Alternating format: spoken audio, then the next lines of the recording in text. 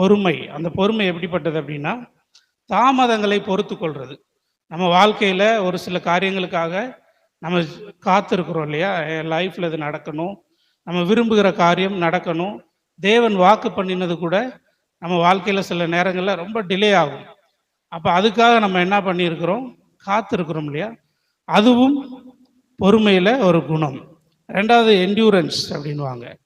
The ability to endure unpleasant and difficult process. இது வந்து பார்த்தீங்கன்னா சிச்சுவேஷன் வித்தவுட் கிவிங் வே அப்படின்னு இருக்குது. சூழ்நிலை ரொம்ப கடினமான ஒரு சூழ்நிலையை கடந்து போகிறோம். என்னால் சுமக்க முடியலை, என்னால் தாங்க முடியாத ஒரு சூழ்நிலையாக இருக்குது.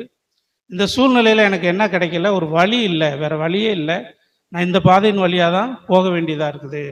அப்படிப்பட்ட சூழ்நிலையில் ஒரு சகிப்புத்தன்மை இருக்குது பார்த்தீங்களா?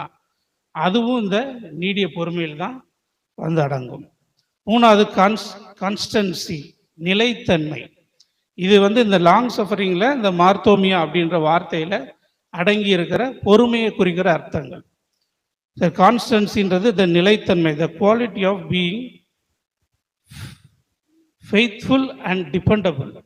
அதாவது என்ன நடந்தாலும் கர்த்தர் மேலே நம்ம ஒரு விசுவாசத்தோட அவரே சார்ந்து கொண்டு கடந்து போகக்கூடிய ஒரு காரியமும் இந்த பொறுமைக்கு அடையாளமாக இருக்குது.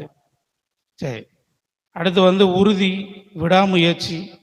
அடுத்து வந்து இன்னொரு பொறுமை என்ன அப்படின்னா, ஸ்லோனஸ் இஸ் அவெஞ்சிங் ராங்ஸ். அதாவது தவறுகளை பழிவாங்குதலில் ஒரு தாமதம் இருக்க வேண்டுமா. ஆண்டவருக்கு ஒரு பேர் இருக்குது, ஸ்லோ டு ஆங்கர். அவர் எப்படின்னா கோபிக்கிறதுல ரொம்ப தாமதம், பொறுமையானவர். உடனே ஆண்டவர் என்ன செய்ய மாட்டார்? கோபப்பட மாட்டார்.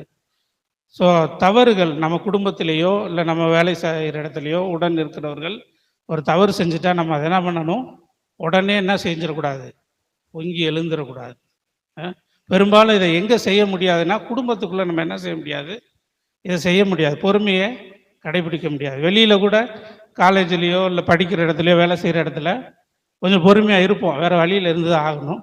ஆனால் குடும்பத்தில் நம்ம என்ன செய்ய முடியாது? கூட இருக்கிறவங்க கணவன் மனைவியவோ, மனைவி கணவனையோ, பிள்ளைகள் பெற்றோர்களையோ நம்ம என்ன பண்ண மாட்டோம்? கொஞ்சம் பொறுமையாக இருக்க முடியாது.